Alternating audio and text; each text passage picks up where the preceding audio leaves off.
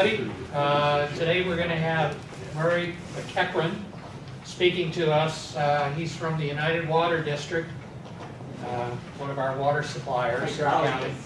And he's a hydrologist. Thank you, Beverly. Senior. Senior hydrologist. And he lives in old, right? Oaks. And he's come down here today to talk on the history of steelhead trout in Ventura County. I got a brief review of that from him a little while ago. I can tell you it's going to really be interesting. So welcome everybody, and we'll get the show on the road. All right, very good. Thank you. So yeah, I am the senior hydrologist at United Water. I've been working here. I have been working with the district since 1998, actually. So I've been there quite a while. And first of all, I'd like to say, page down. I'll take you through a little bit of a ride on the steelhead, and I want to say up front, there were steelhead here in Ventura County 130 years ago. Okay, so at times when I'm talking, some people will take it as saying, "Oh my gosh, you're saying there were never steelhead here," and it's like, no, that is not the case. There were steelhead here. So I want to just put that up front, so that it kind of takes some people's guards down at times. And okay, there we go. And so what I'd like to do is first tell you a little bit about our water district, what we do, and that'll help kind of understand why, as a hydrologist standing up here talking to you about steelhead. And then I'll talk about some of the issues that we have, and then I'll get into the history of it, of steelhead. So first of all, our water district, United Water Conservation District, it's a little bit hard to see right here. It's the yellow boundary in here. The green line is actually Ventura County right here. And our watershed, the Santa Clara River watershed, is actually this light green dashed line that goes out here, goes well into the Los Angeles area and around this area. It's roughly about 1,600 square miles. It's one of the larger watersheds in Southern California.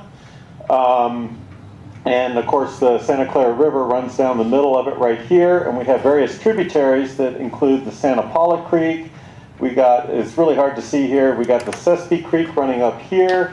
That's responsible for about 60 or 50% of our water in the Santa Clara River. And then we have Lake Piru watershed, which is up here and drains out here. And then we have the Los Angeles area up here, which is Castaic and so forth. These we don't get nearly as much rainfall out of here, so we get most of our water production is out of this area. And that's where when we start talking about steelhead, this is the area that we are really talking about. Up here, it tends to be very, very dry, so we don't have a whole lot of history in steelhead or trout for that matter. Our main operations are, one is we own Lake Piru, which is up in the Piru watershed. The idea of this dam actually was to hold back winter runoff when everything during the high peaks of the storms would hold back that runoff. And then typically around September or so, we release that water downstream. We will release it in the river, down the Santa Clara River, where it actually percolates into our aquifers, into the groundwater basins in the Piru groundwater basin, the Fillmore groundwater. Here's Fillmore, and here's Piru. In the Fillmore groundwater basin, the Santa Paula, and then about half of that water will make it down to the Freeman diversion, where we take that water out and we actually percolate that into the ground. We do that so that we can raise groundwater levels, so that the farmers and the cities can all use that water also. This is an example in 2012 of a release we did where about half of it, at 13,000 acre feet, went into Piru, and then about half of it made it down to the Freeman diversion. I kind of skipped over some of the, right now, our lake, just so you know. Is this okay, wait. Okay, so right now our lake capacity is roughly around 83,000 acre feet. And as of yesterday, I think it was somewhere right near 38,000 acre feet full. So we're almost halfway full, which is good news for us because in the last 5-6 years during this drought, we have been actually below minimum pools. So we actually, this year, we actually have water. We're going to be able to do a conservation release where it can go into those groundwater basins for the first time in a long time. So this is, for us, we're very encouraged about that. We're also buying state water whenever we can to augment that supply. Okay, so our other facility is down on the Oxnard Plain. The Oxnard Plain is roughly, we're helping the water conditions down here for about 400,000 people, 3 military facilities, 35,000 acres of farming. Again, it produces, in fact, I think that number is much higher now, about over $800 million in economic revenue for this area. So it's a very important thing that we get water to the farmers, that they're able to do what they do out here in the Oxnard Plain. So how we do that down here, as I mentioned, the Freeman diversion, is we divert the water off the river during the runoff period. So during the rains and everything, we divert water and then we put it down into our spreading grounds. And our spreading grounds are up in what is called the forebay right here. So let me back up one again. So the forebay is this area right here. So right here, there's a big groundwater basin, the Oxnard's basins. There's actually a couple of them. But we're really lucky is that this area has a clay cap on it. So basically, if we were to percolate water in this area, it wouldn't go down to those aquifers, right? But in this area called the forebay, these aquifers actually all come up and surface right near our spreading grounds right here. So we're able to actually percolate water, take water from the river, put it into these ponds, and that actually goes down into these groundwater basins where everybody else can use that water. So our percolation ponds, just some of them are just, they're phenomenally good. We divert from one of the most turbid, highest sediment rivers in the world, and we still get about 15 feet per day of percolation, meaning if we put 15 feet of water into a pond, it can actually be gone the next day. That's how fast this does that. And other places are proud of 2 feet per day. So we do, and it's not us, it's the geology. It's the wonderful geology we got here where it actually just, the water just drops in this area and then it feeds this whole thing.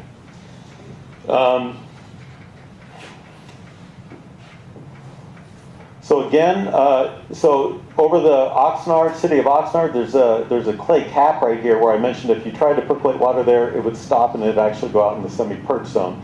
The water that we percolate actually goes into these upper and lower aquifer systems where then all the wells can use that water.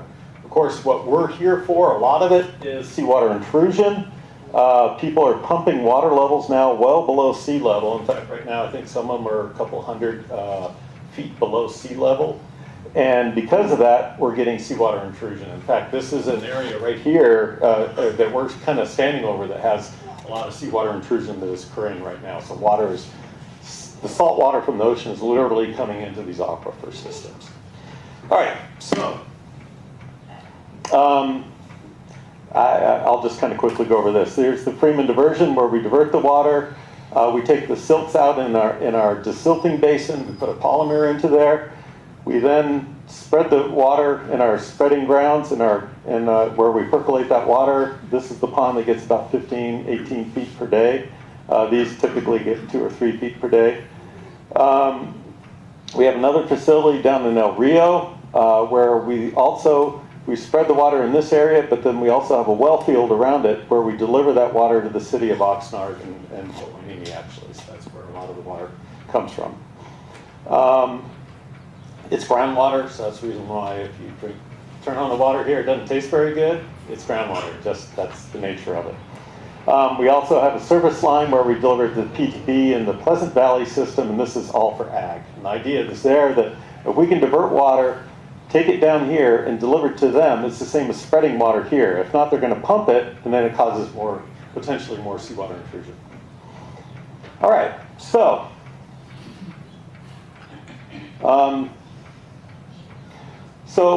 part of the issue is that when we built the Freeman diversion, what was happening? The river was dropping. We had to build basically a dam here. The dam was not to hold back water. The dam was to hold back the riverbed from continuing to degrade and keep on lowering. And the reason why it was lowering, there was a lot of gravel mining out here in the 1950s for the expansion, the growth of the Oxnard Plain. And they used to gravel mine the river. So they'd dig it out, these big deep holes, and the next thing you know, the river would kind of cut further and further down. So in order for us to be able to divert water and put it into a fixed location, our ponds, we had to stabilize the riverbed from falling. So that's the reason why we built the Freeman diversion. When we did it, this was in 1991, we built a fish ladder on this system. And the fish ladder was for steelhead trout, which I'll get into in just one second. And they can come up, they can pass through this system, and then they go, well, they come in here and they go through the fish ladder system, and then they can exit right here. This fish ladder, even though it was built to standards in 1991, has been deemed inadequate for how endangered these fish are. So they want us to build a new fish ladder system. And so, anyway, so now let me get into what is a steelhead and what is a trout, and then we'll get into the history of it. So, the real name, if you want to go, rainbow trout, coastal rainbow trout is the name that most everyone is familiar with. The scientific name is Oncorhynchus micus, and that covers two different life forms. One is the resident form, which is called a rainbow trout. That's the one, again, a rainbow trout is, your beautiful colored rainbow trout that everyone is familiar with. And the life history of that one is an adult, a rainbow trout, it'll stay in its watershed, meaning it won't go out to the ocean. They will swim around in the watershed, they spawn, they produce eggs, they grow up into fry and subadults into par, and eventually they do the same thing again. Those are the exact same species as a steelhead trout. The difference is occasionally, and it could be literally a brother and sister for that matter, some will decide to change their life history pattern, and they will become what are called smolts. This happens about 2 years of age, where instead of becoming this beautiful rainbow color, they actually change colors, they turn silver. They get black tips on them, they actually get more of a rounded nose, and they're getting ready to go into the ocean to actually deal with salt water. Now, I want you to be aware, these are the exact same species as these right here. It's just some decide to do this, some do not. Yeah, well, they're very adaptable. So what they do is after about 2 years of age, they become smolts, they go out to the ocean, and they live there for usually 1 up to about 3 years, typically, and they come back as a much bigger than their resident brothers and sisters and all. They come back as a steelhead trout. And those, they can get up to 36 inches. Again, much bigger than the resident trout. Now, these can mate with the residents, but more than likely they'll tend to mate with them, with other steelhead, but residents are fair game with them. And they produce their offspring, and again, some will become anadromous. This is called anadromous when they go out to the ocean, and some will stay in their resident form. Now, typically, what it is showing is usually the harder it is to get out to the ocean, the more residents you have, right? And the easier it is to get to the ocean, the more anadromous form you have. Because, again, you're going to express your life history where you're most likely going to be living, and you're going to be able to live out your life, right? Otherwise, if it's really hard to get to the ocean, let's say you're way out here and it's really, really hard, well, you'll go down there and you'll die, and you're not going to produce offspring that are going to have similar traits as you, right? So you'll end up staying residents. Most of them will stay residents are the ones who survive. So this is going to happen. And this is typical in any watershed. The easier it is to the ocean, the more anadromous, and then up in the upper elevations, you have more of a resident form. And again, this is all important for the history of it. Okay, so the historic range was considered to be all the way from Alaska, all the way down Alaska, all the way from Russia, Alaska, Canada, and it goes right about to the end of California right here. Was the range. So as you can see, we're kind of right out at the end of the range of where people had considered historically they were. And they've actually divided all the steelhead into populations. And they did this originally by genetics, an older form of genetics, where they found that these are different than this is the Southern California steelhead, than the central southern steelhead. And so each one of these colored areas represents a different group, a different type of steelhead, basically. They're a little bit genetically different.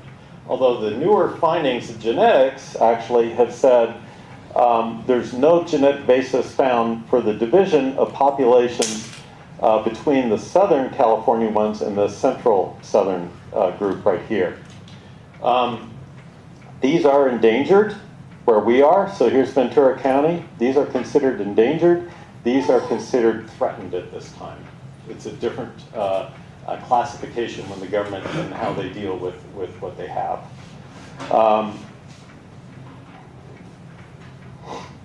So what is endangered here? Now this is where it also gets tricky. So remember, our Southern California ones are the endangered ones, but residents are not endangered.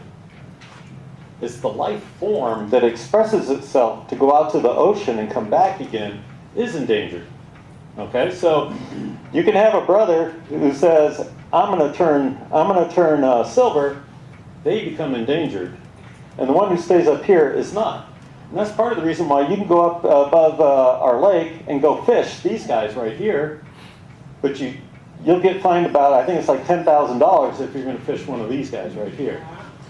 So it's very interesting, how we have, what is endangered and what isn't. And it actually gets kind of confusing because are these, at this point, you don't know if it's going to become an endangered fish or not an endangered fish, right? So because of that, they've now disallowed, you're no longer allowed to fish potentially anadromous waters, because if you fish out one of these guys or one of these guys right here, you could potentially be fishing out an endangered species. So for example, in Santa Paula and Sespe, you're no longer allowed to fish that area. And I believe it used to be a part of Sespe you could. I don't know where that's at right now. I think they've included all of it, but I'm not sure. Maybe somebody here knows. So it's these guys here that are endangered. All right. So now we're going to start getting into some of the history here. Is National Marine Fisheries, who operates under NOAA, the federal government, found that it said, following the dramatic rise in Southern California human populations in World War II, the Associated Land and Water Development and Coastal Watersheds steelhead populations rapidly declined from an estimated 32,000 to 46,000 fish per year to less than 500 returning adults. They're talking about that southern endangered zone that I showed you, which was basically from Santa Ynez down. So they were saying historically 32,000 to 46,000 fish per year used to come, steelhead, the anadromous ones, actually came back and forth here. And as a result, for the recovery plan, they're saying we need at least 4,000 spawners per year in each watershed, roughly, to have what is called to be recovered, to get them out of being endangered. All right, so what was that based on? So the recovery plan, this is a whole thing where the recovery plan cites other documents, right? That basically it was the original listing, and they cite other studies like Busby, Good et al., and so forth on that actual historic number of the 46,000. And then they, in turn, cite other studies for the run size in Ventura, the run size in Santa Clara River, and the run size in Santa Ynez. These are all documents that actually end up all citing, it came down to one letter from a fish and game person in the 1940s. So all this is based on, and all these people citing all these things. So when you read a document here, you're going to see it cited by Good, Busby, and a few of these. Really, all it is one letter of one fish and game person. All right.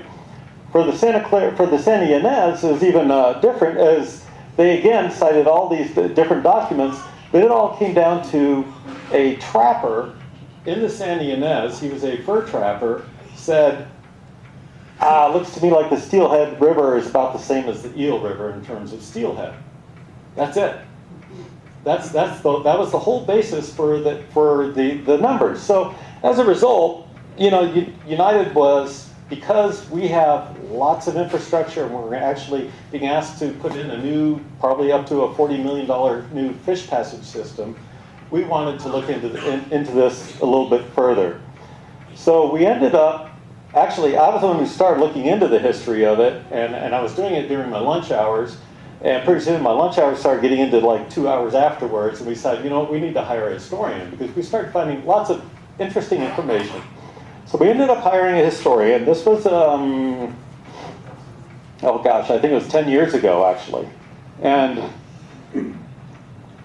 our instructions were basically find anything and everything you can. She spent about 6 months, actually, going through all the newspapers.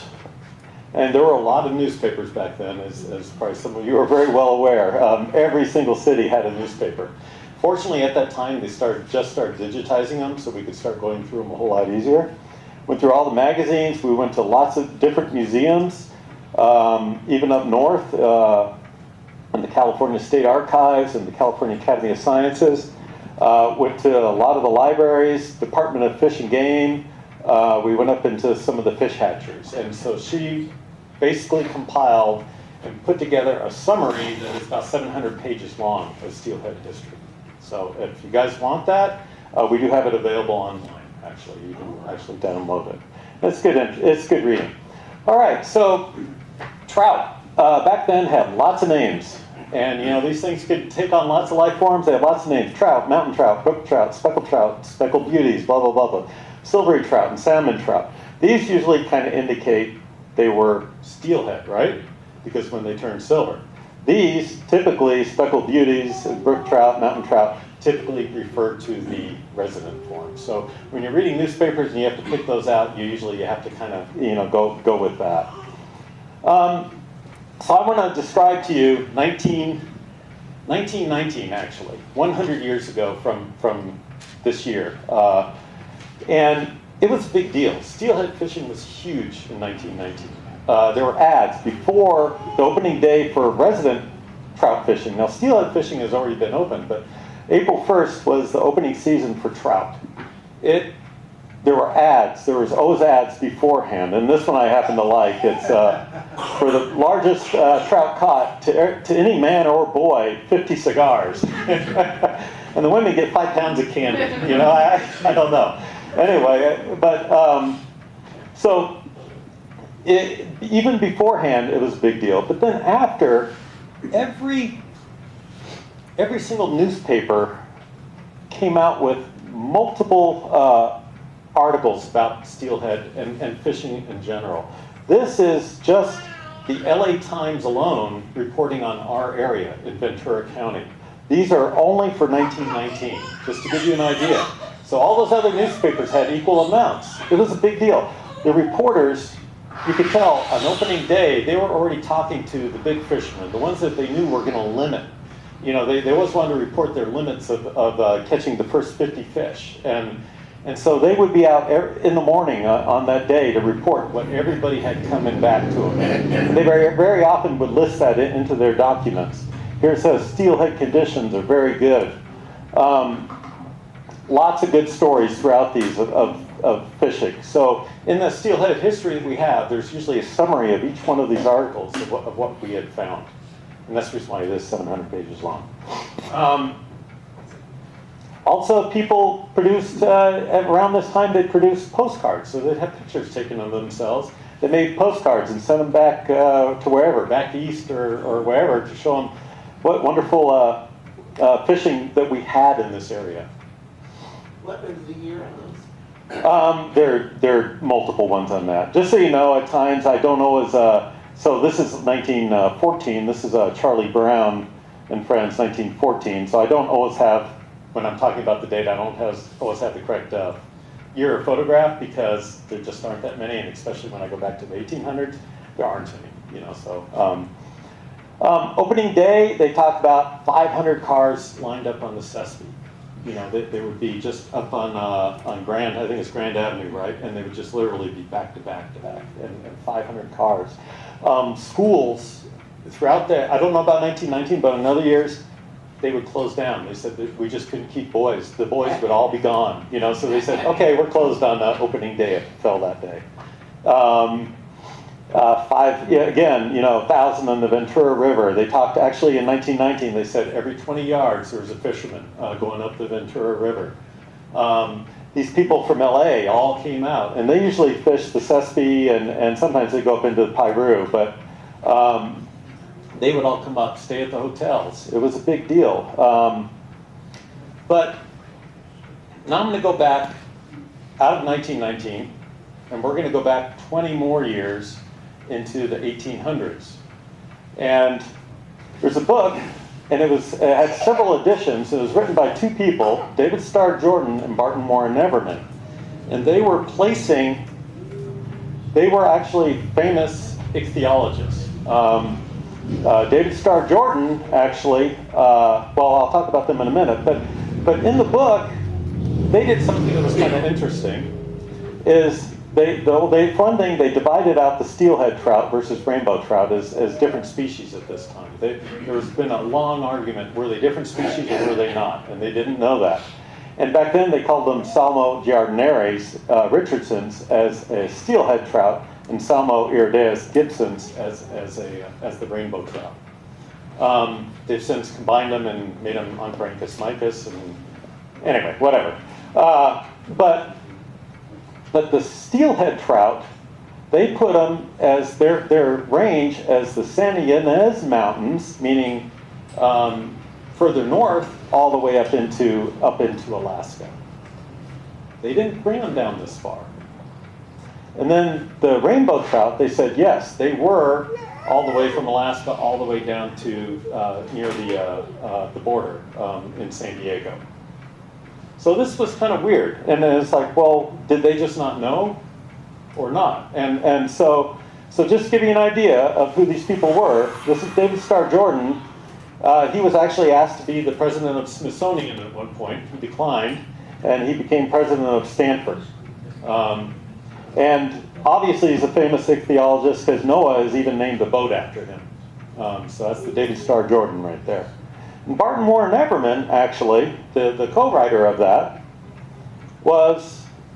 ended up being the president of the California Academy of Sciences up in San Francisco, but he was the first principal in Santa Paula for our public school system. No, he didn't. Yeah,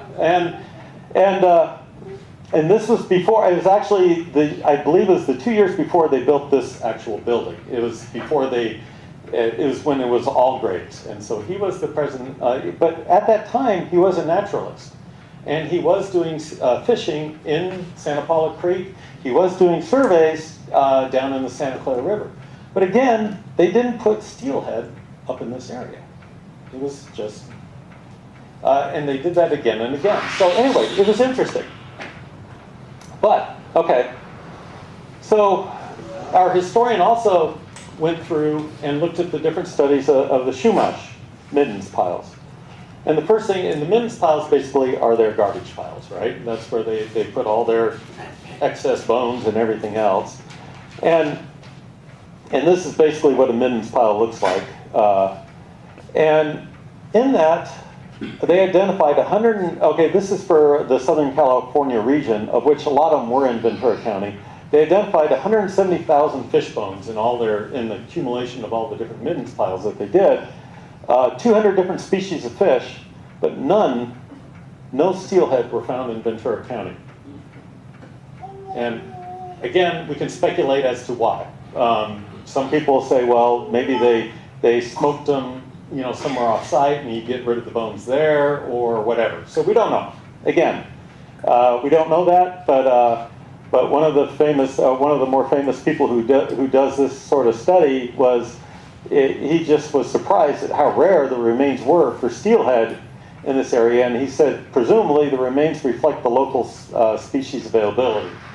Don't know. They did used to eat, they did find little, sculpin bones in the middens piles and everything else. So it was small fish. All right, but there were lots of trout. And as you go back into the first original newspapers, there were lots of trout. And so 1887, trout so abundant that anyone can catch 200 to 300 in a couple of hours. So 1891, the Steeelhead News, 2 men caught 753 trout in one day. I hope it wasn't nets, but I would imagine it was the correct way. Lots of trout. 1877, 2 anglers caught 183 trout in Santa Paula Creek in a few hours.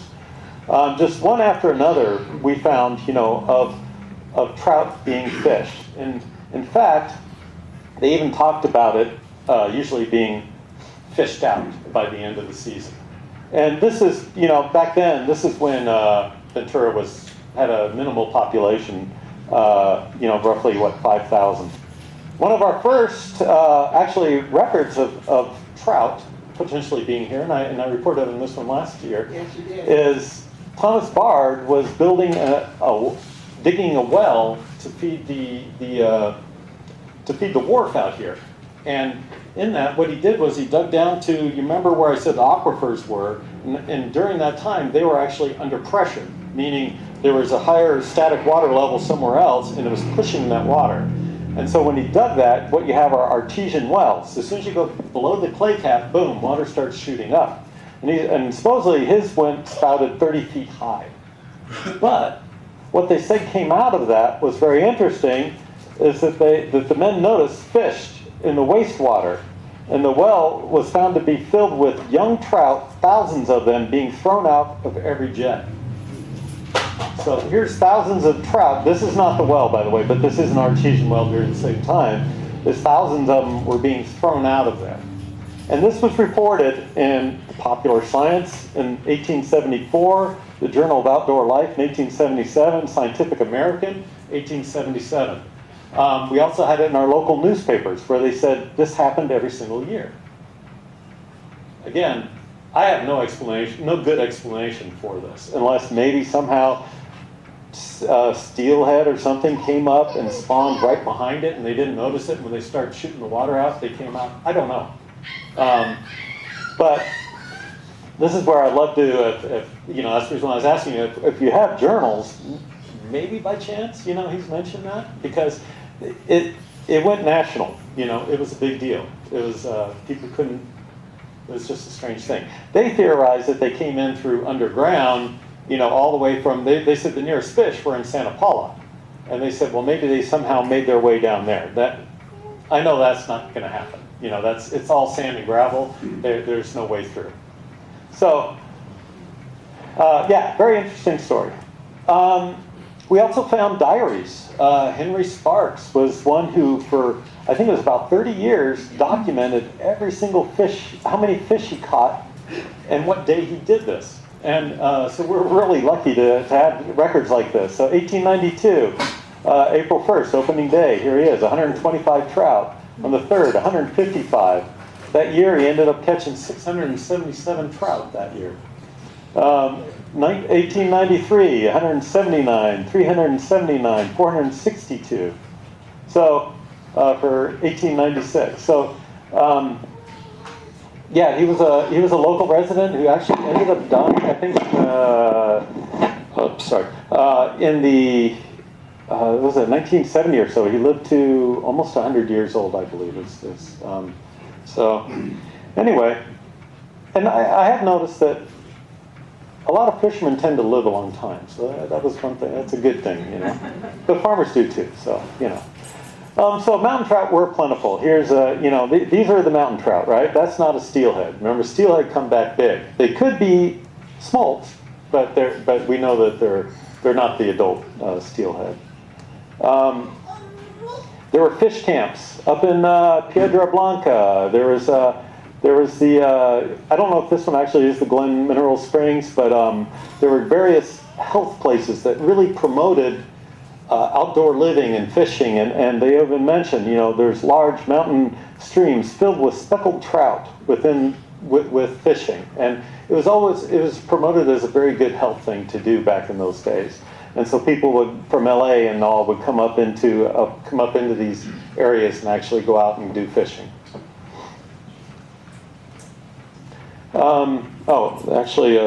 Some of you historian people, that's Herman Keene actually there fishing for trout in the Sespe.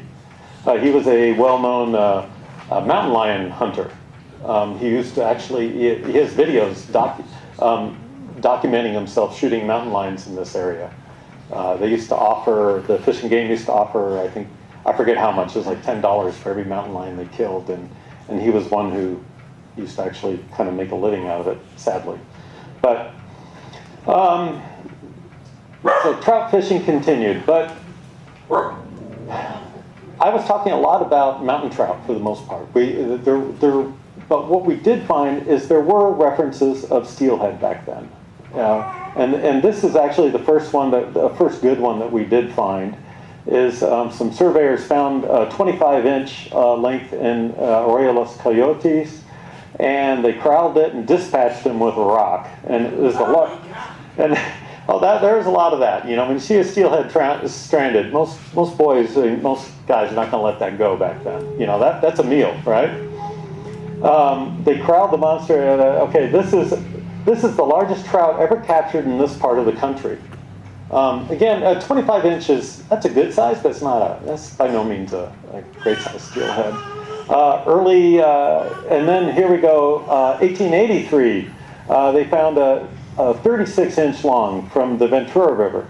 Fish this size are rare, but are becoming more common than ever. So, again, there are steelhead, but we found lots and lots of mountain trout.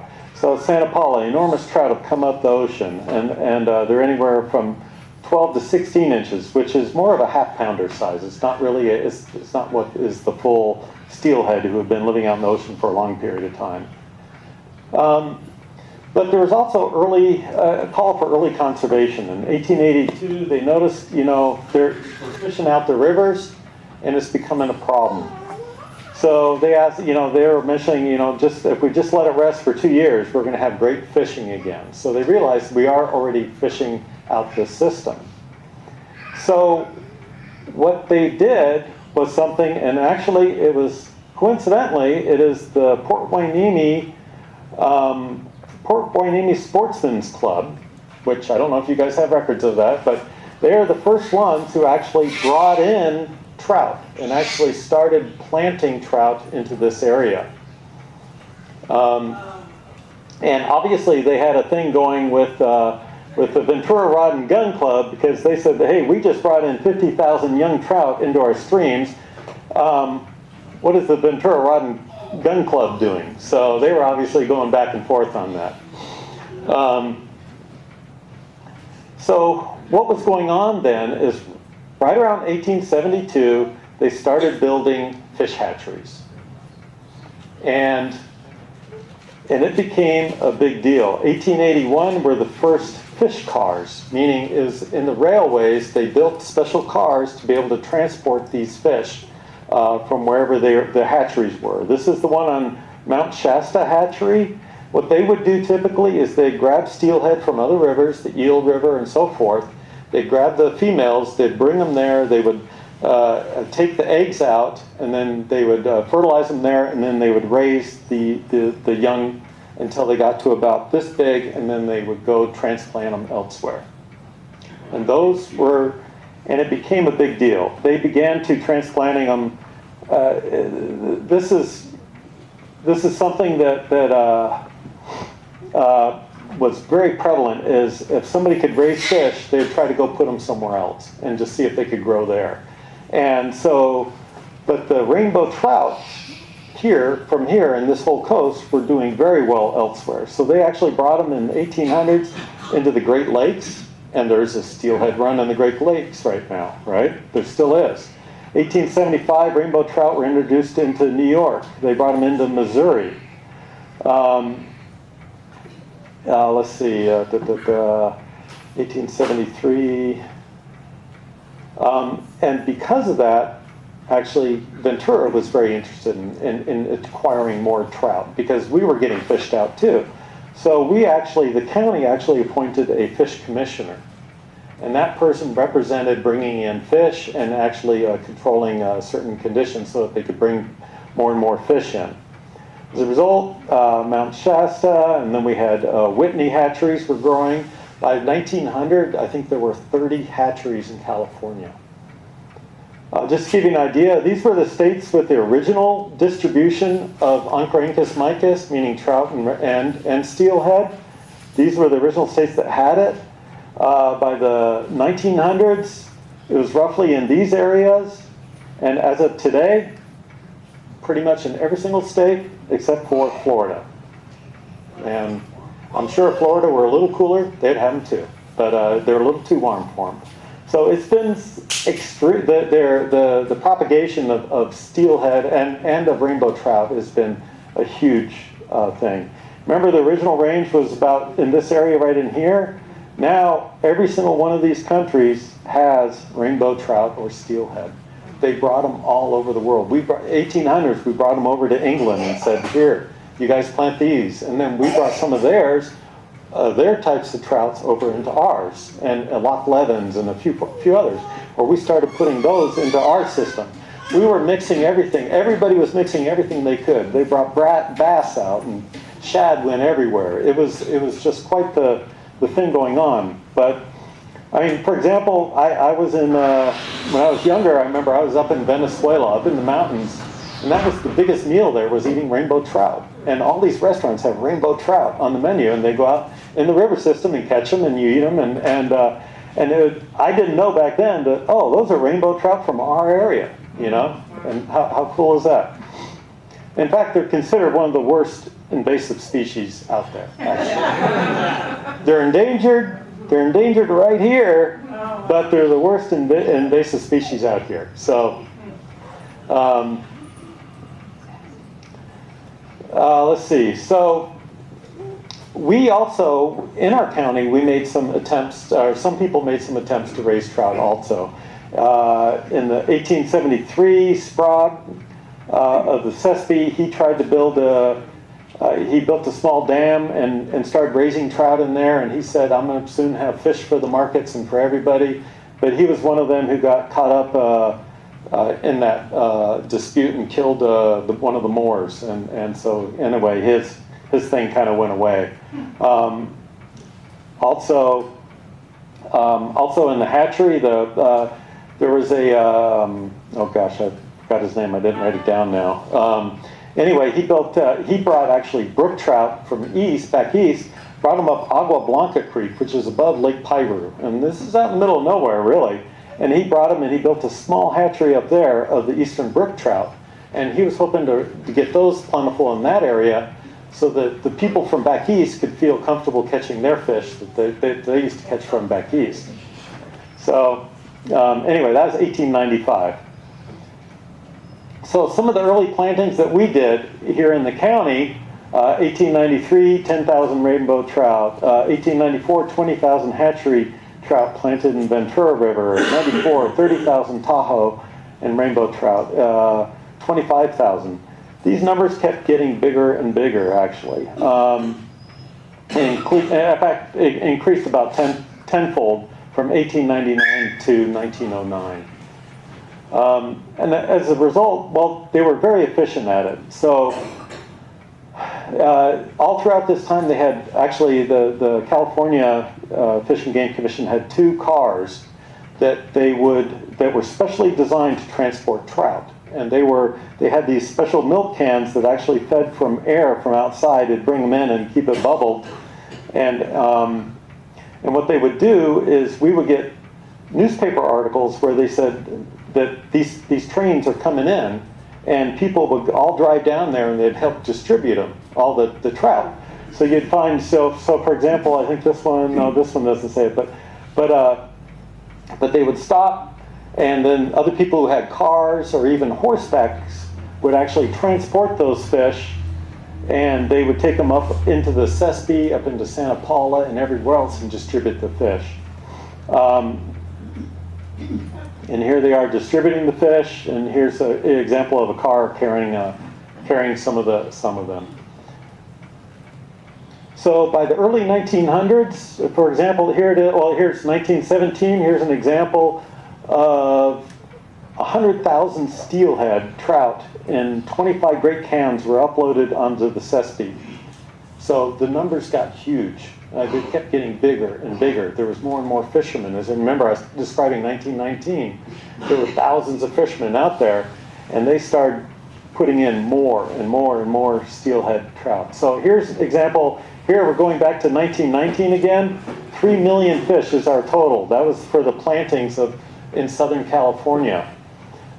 Fish distribution is in full swing. 250,000 that time that they're dropping off a fry. More fish going up the coast. It was very plentiful. Here's an example of in 1932. We can't see this, but I think it was like 20,000 steelhead, and I forget how many rainbow for the Sespe. Here's for 20,000 steelhead for Agua Blanca, and then so forth. For all of our rivers will be being planted. Hatcheries liberate millions of young trout. How we actually found out about most of this is we went up to some of the old fish hatchery in Shasta. And believe it or not, in some old boxes, and supposedly there was rat feces all over these and everything else, our historian went in there and she found the actual records of planting all these trout all down in this area. And so she actually recorded it all for us, which was really interesting. And it was kind of sad to see a lot of this history was literally, I'm sure somebody's going to go, this is sick, and they're going to go, in the garbage. And so we got out of it what we needed, but I imagine probably even by now that stuff is gone. Who knows? If somebody decided to clean up, so to speak. So this is a graph showing the actual numbers that we had found of steelhead plantings in our watershed. And see, you can see it got up to right around 400,000. We couldn't count. We couldn't track all of them, all the plantings that were done, because they didn't know what's reported. But this is roughly what was happening. So these were steelhead and resident trout.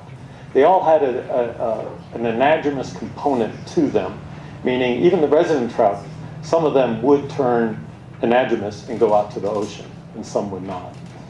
And then right around 1943, something different was happening, is that it was the catchable era. So the fish hatcheries at that time found that instead of letting a whole bunch of little ones grow, it's actually easier in a warmer water hatchery to actually make them grow to a catchable size. And so you could, and these were more of our current system of how they plant trout is kind of a put and take, meaning you throw these guys in here and you expect them to be caught within the next few weeks or so. And so they changed from planting these anadromous type of fish into more of a catchable type of fish right around the 1940s.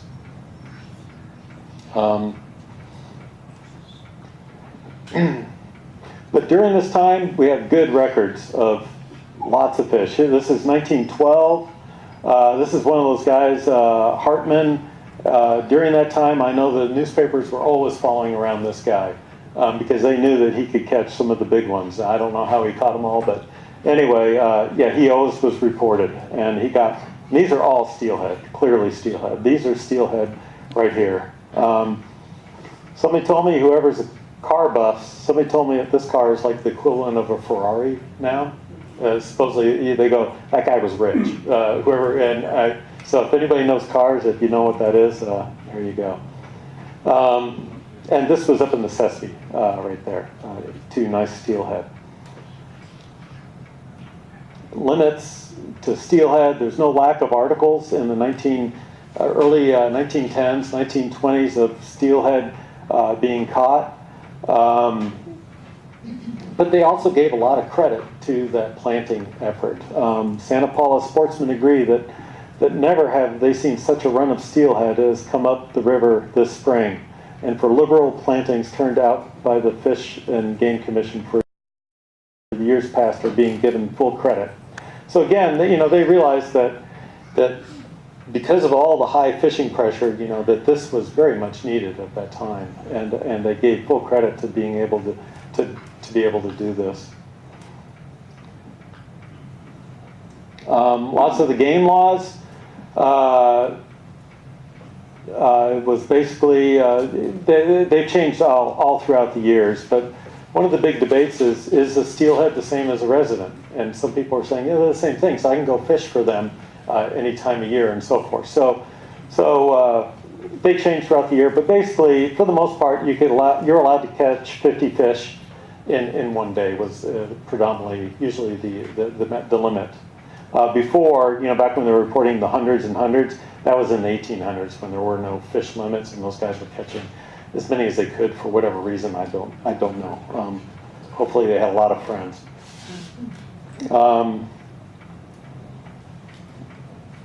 Okay, so actually let me go up one again. So you remember I talked about, right around 1940 things changed, the catchable era. Also other things had changed. Matilaha Dam went in, Santa Felicia Dam went in, Casitas Dam. And those were part of the watershed that was basically being blocked off.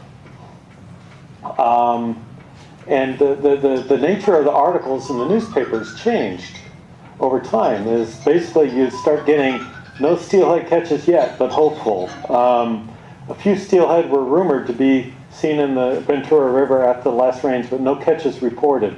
It became less and less frequent. There still were steelhead in the 1940s and 50s. People were catching steelhead, but it wasn't that huge thing that was happening back in the 1910s to 1920s. It was a much different situation. When we built our dam in 1955, the State Water Resources Control Board actually asked the local fish and wildlife, fish and game, what they thought of us and for our water right. And basically, their view at this time, this is 1952, was, I will be glad, however, to state our general views regarding the dams proposed by your organization in Piru and Sespe.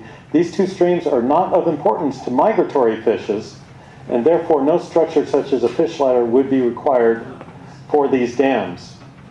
So again, this is 1952. It had already been 5, 6, 7 years that really they hadn't seen a whole lot of steelhead during this time.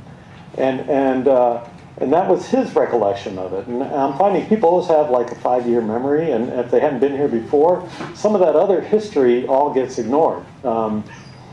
So that's basically, he could have changed things. He could have said, if there were a lot of steel and it was very important, then he probably would have said, we need a fish ladder on there. This is when we were proposing to build a dam on the Sespe. We don't have a dam on the Sespe, by the way. We never did build that. That bond, actually, we took it to the voters to build two dams, one in Piru, one in Sespe. It ended up, it went to the voters of the county, and we lost that one by, I think it was 19 votes out of the entire county. If there was 19 more saying yes, we would have had a huge dam on the Sespe also at that time. That's how close it was. So we ended up going back, actually, and bonding something else that worked that was much cheaper, actually. The reason why it got shot down is because it was too expensive. They felt it was too expensive for the county. So we built Lake Piru in 1955, and then we did improvements downstream in Oxnard Plain. So what happened in the 1940s? Why the decrease? And there's lots of potential reasons.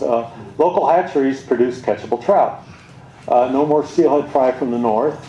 We had a 6-year drought. We did have a dry period in that time.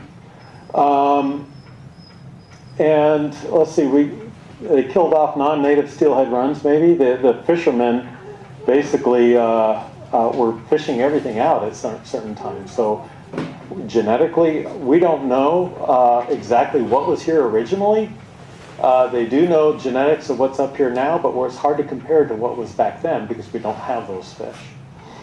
And then, of course, our dams were constructed, and of course ours in 1955 also. I don't know why it's not on there.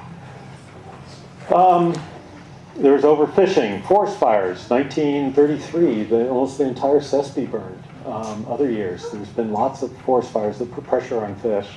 Droughts, oil, everything. There's also non-native species. Remember I mentioned they were trying to mix everything up. So we brought in carp and live German carp for sale for stocking.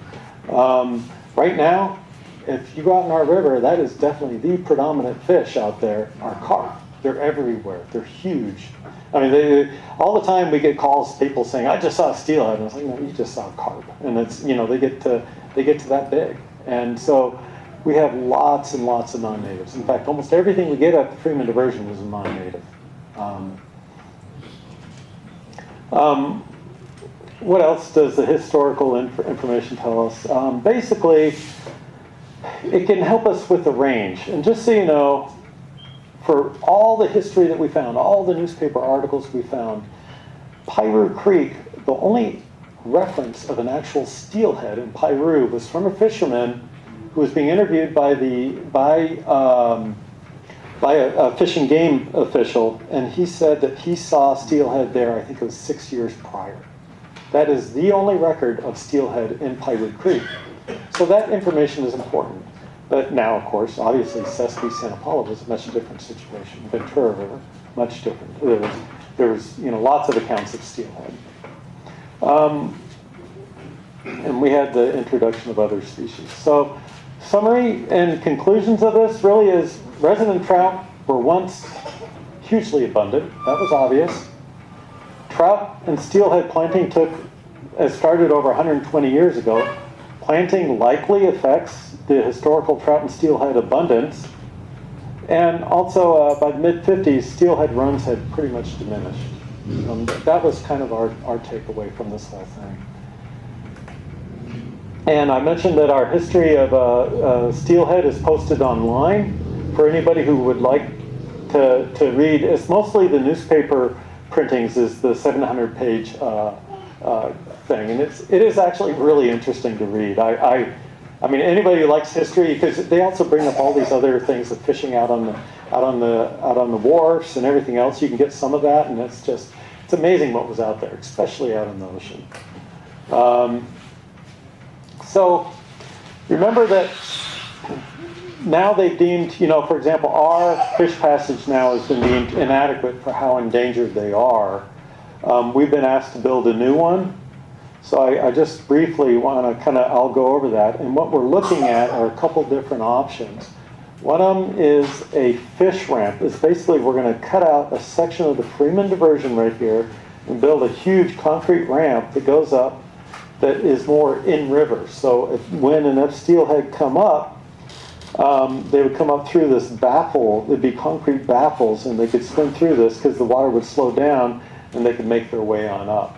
This thing would operate at a much higher flow than this one would have. Back then, our existing one ran at about a total of 100 CFS, where this one could operate at over 1,000 CFS.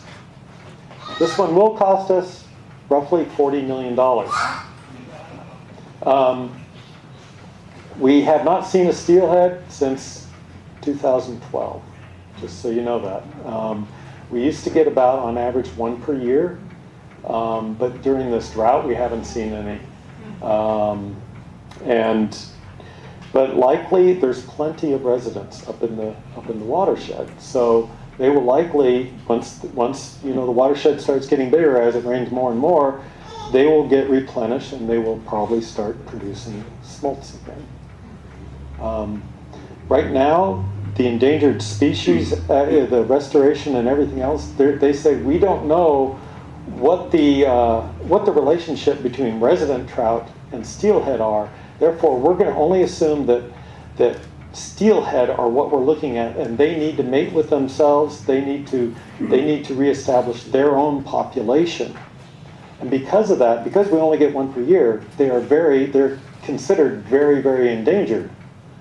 But if you consider the residents as part of that, well, then they're not quite as endangered because you always have a rescue effect.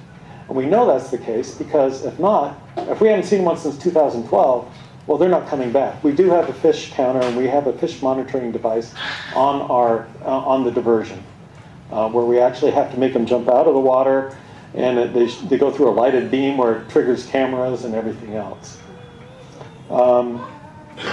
Anyway, so this is one option for a fish passage system. And the other one, oh, this is actually some variations of it, what it would look like. There's different ways to design the headworks. And part of the problem of this one is we get a heck of a lot of sediment, we get trees, we get everything else coming down this river system. So we need reliability, right? We need to know after a big storm it's going to work, because that's when most of the passage occurs, is after big storms. But if this thing gets all messed up with rocks and everything else, after a big storm, then it's not going to do us any good. There's a fish passage system on Santa Paula Creek in our watershed that got decimated in 2005, and it's been sitting there ever since. It has not been fixed. They've tried to put Band-Aids on a couple of areas, but that just gives you an idea, is that we need something that's going to operate and it's going to be reliable. The other system that we're looking at is what's called a vertical slot system. And that would actually, here's the main flow of the river, that would actually be behind walls and not out in the river. That we feel provides much more reliability. These are being built everywhere, all over the place. This one's probably more of a $25 million project. It is cheaper, but it doesn't flow in the river, and it doesn't flow at quite as high of flows as the other system. It looks basically, well, here's your footprint right there. So here's the main part of the river. This is our existing diversion. We have a fish screen right here, so when smolts come down, they don't get diverted into our canal, and they actually get returned back out to the river again. And the vertical slot basically looks like this. These are, like I said, they're being built there, in quite a few different places. And that's currently what we have proposed in what is called a habitat conservation plan. We're trying to get what is called a take permit, because these are endangered. We're trying to get a permit to be allowed to actually take a certain amount of them, meaning kill them if by mistake, right? We don't want to do it on purpose, but if by mistake, then we're allowed to do that. Because if not, we're open up for lawsuits, as we were sued last year. So we're doing that, and the part of the package that we proposed initially right now is a vertical slot, rather than the other one. That one is still being considered actually right now, and we're actually going to be doing modeling of that. It's going to cost roughly $1 million just to create a model to figure out will that one work or not. So we're spending big bucks on all this stuff for Steeelhead, and hopefully we'd like to see some come back. But my takeaway is, if we ever want to see those numbers that we saw in the 1920s, we'd have to talk to the hatcheries, and we'd have to see that again. If not, hopefully the recovery plan that National Marine Fisheries has done, they'll review that and look at maybe what a realistic number. If not, these will always be endangered in this area. I think that's about it. Yep. Yeah. Yeah. So, National Marine Fisheries' take on this is that even though there's no steelhead coming back, that if you make a diversion that a fish ladder that works, all of a sudden those ones that are way up high in the upper reaches are going to decide that they should go to the ocean, which makes no sense. If they wanted to go to the ocean, they'd be coming down to the dam right now. Well, they'll be coming down in April. So smolts typically come down, the peak is right around mid-April. They should be coming down pretty soon. So, no, there will be some. I'm feeling, because there's more and more offspring, some of them will just go, I'm going to go down, and they're going to change. It's not like if they were cut off. So they will do that. Coming out, a few fish at least are coming down every year and getting to the ocean. The smolts, oh gosh, when's the last time we had it? We have had smolts, but we hadn't been monitoring smolts for the last 3 or 4 years.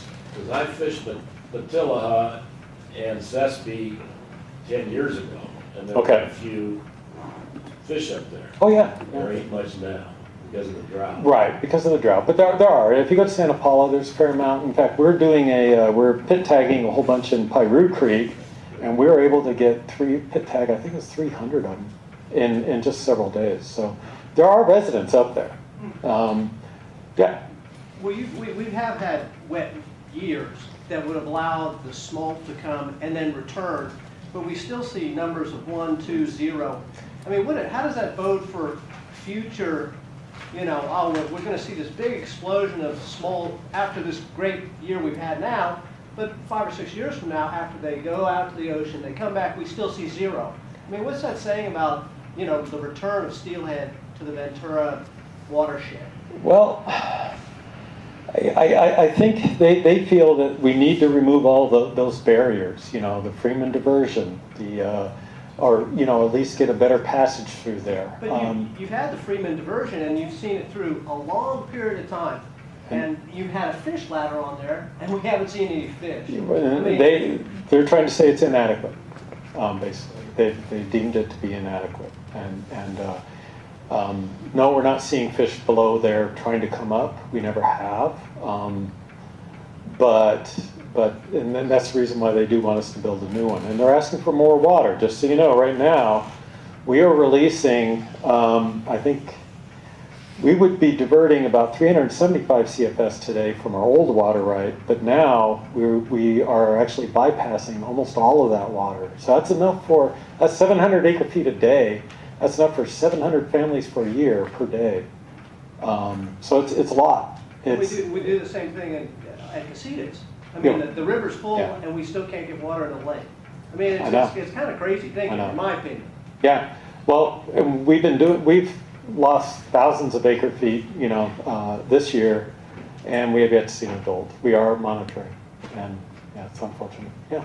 So you can invest in man-made structures to get the steelhead back up the river, but you know, there's the nature component. You know, fish sense things in water. Have we changed our water quality to the event that even no matter how much water you put down there, the fish just don't sense the right water to go get streams? I think for the most part, our water is pretty, you know, we're really lucky in the Santa Clara River is that the Sespe is almost purely natural, and that's where most of our runoff comes from. The unnatural water would be out of Lake Piru because Pyramid is upstream of us, which is a state water project, right? And so the water that they capture, which was the natural water, they tend to mix with their own state water, and so maybe we'll get some steelhead who want to go. And just so you know, that's one thing I didn't mention is steelhead tend to return to their natal streams of where they were raised. You know, there's a very high percentage that go back to the original stream where they came from. So they literally smell that water and then they return to it. And I did have another question. You said they released rainbow trout in other parts of the country. You specifically mentioned Missouri. Where do they turn into steelhead in those areas? Some do, yeah. So where do they go? They go out to like the Ozarks and come up some stream or something? Probably in Missouri they don't. You know, I don't think they live out in the Gulf or anything. But for example, in New Zealand, when I was a little kid, I remember watching steelhead going back and forth there because they planted them. In Chile is another place where they had steelhead going back and forth. Those were not from there. They were from, you know, not right here, but usually up and down the coast, Eel River and all that. Chasing the less salty water. Yeah, yeah. I have a question. This might be a question more for a biologist, but why do they theorize that this species breaks off and some becomes steelhead? Is this to help the whole species overall over millions of years survive, or is there specific fishes that get something out of that, or what's the theory? Actually, I'm not terribly sure. I think that they're not terribly sure at this point. But the more life forms you have, the more different ways you do things, the more likelihood of survival too, right? So let's say we have a massive drought. Those maybe who went down there, it could come back up after the drought. Or let's say it was vice versa. There is no connection. Those who stayed. So there's lots of, if you have many different life patterns, your likelihood of surviving is probably better. What's the status of the Tullahat Dam? They're working on it. I used to follow that, and it's been 15 years since they've keep on talking about removing it. It's a lot of it's a sediment issue, and it's money too, right? They're looking at 100. It's not part of your organization. No, that's not. That's out of our watershed in our area. But they're looking at somewhere around $100 million to take that thing down. Yeah. Why was Matilla Hall built to begin with? It was a water resource project, and unfortunately, a good portion of it filled up, as I recall, right after there was a big fire, not too much after it was built, and a lot of it filled up. So it's lost its capacity for the most part. So is the water, are we still trying, we're trying to conserve water because we are in a drought-prone area here. So if we remove those dams, we're gonna be dependent on outside sources of water, which is gonna probably raise our rates. Well, Matilaha doesn't produce hardly any additional water yield for that area. It's, as I recall, it's like 1,000 acre feet or something like that. So. 900 now. What's that? 900. 900? Okay, so yeah, so the production value of that now for water resources is hardly anything. Also, there's a fish hatchery up near Fillmore. Yes. Is that still active? Or? Yep, yep. Okay, Closed right now, though. it's closed? Yeah. It's down for repairs. Oh, down for repairs, I okay. pick trout there. I pick trout eggs up there and deliver them to classrooms for trout in the classroom. Oh, good. To raise them and release them, and Fillmore's been down for almost a year. Almost a year It's now, gonna come wow. back, they're working on it. Yeah, well, and they used to do a lot of planting in this area. And that was actually one of the first warm water fisheries where they started growing catchables, instead of the old type, actually. So I think it was actually the first one built just for catchables. Yeah. Yeah, I have two questions. One is, do they catch steelhead in the ocean? Does anybody track what they find in the ocean? Occasionally I hear about a steelhead that's caught there. Again, if you catch one, you do need to let them go. Yeah. Um, My second question is, as a historian, I'm curious, how much did you pay the historian to do all this work? Well, okay, actually, this was interesting, is when we put out we need to hire a historian, and we had PhDs from really good colleges, Yale, I think, Harvard, there was one from Harvard and so forth, and this is for $18 an hour, and I was like, and actually the question, when we interviewed all the historians, and I know you guys are historians, and it's like, what made you be a historian? Because I see these super qualified people, going for a job like this, and is for the love of history, right? And that was hers, and she loved it, and she was uncovering something that really had not been discussed, ever, and never documented. So it was actually she had a lot of fun doing it. Yeah, do you know how many hours she clocked? Oh, it was, like I said, it's for about 6 months and Full-time. almost full time. She was clocking probably 30 hours a week. It was a lot of work. It was going through lots of newspapers, lots of everything. But it, for $18 an hour, that's cheap. Yeah.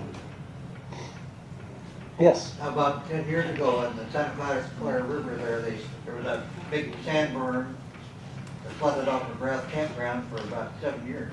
Yeah. Now, they didn't want to take it out of there, but, oh, that's nature. But the thing is, the whole campground was flooded, so all the fish were scattered all over and basically all died of it, during the middle of the Right. campground. Yeah, when it did break, that was one time when it did break, we actually had some smolts. We had brought them down to the estuary. They were in the estuary, and when it broke, a few of them ended up dying on that year because they couldn't get out. They didn't know how to. Yeah. If I'm not wrong, don't they dump all the effluent from the Yeah. sewage plant into that estuary? Yeah, they do. And it sits there until the thing breaks through? Right. And any fish that would want to be coming into there would have to come into that type of water, then fight the bamboo up the river, then the gravel pits, and then he hits the dry area. And it seems like a moot point before fish is going to go anywhere. It's not an easy travel, that's for sure. Typically when they're coming up, there's quite a bit of water in the river, so the effluent isn't really a factor. It's a small portion of it. But you're right, they do have other obstacles to be going up, and it's not just the Freeman diversion. It's not just the lack of water. It's other passage The whole systems. system. I Yeah. think you're right when you say the hatchery is probably the only way to really bring Right. any type of thing back. And we bring up the possibility of what is called a conservation hatchery, of trying to get the right type of genetics of these fish and actually producing a fish again. And they don't want that. No, NIMS does not want that. And it's, in part, I was told that they want to see them come back naturally, because if you keep maintaining a man-made amount of them, then you're never going to achieve them being not being endangered. So, yeah. Any more questions? Okay, I have a couple of things I want to announce.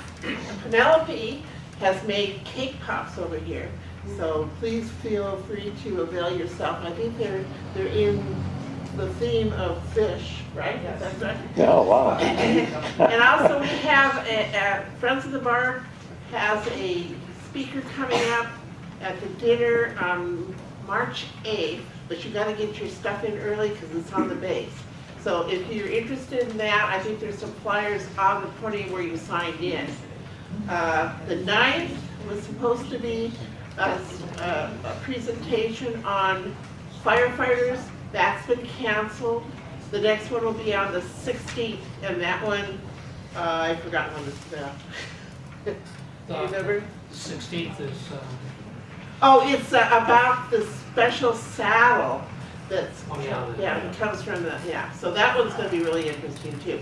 We get no support from the city on this, so we pass the hat after every speaker, so feel free to put some money into the hat, and I will pass it right now. Thank you. and I'd like to thank you, Murray. This is a city emblem for. Oh, nice. And then this is the first one we've had. We put together this that we're going to be giving to the people in the Distinguished Speaker Series. And that's a Nice. certificate Ah, from the I museum. appreciate that. thank you. And we appreciate you doing this. And Thanks.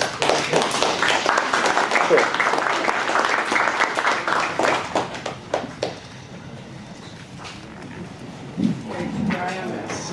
Well, I just. Yeah. Pass it here.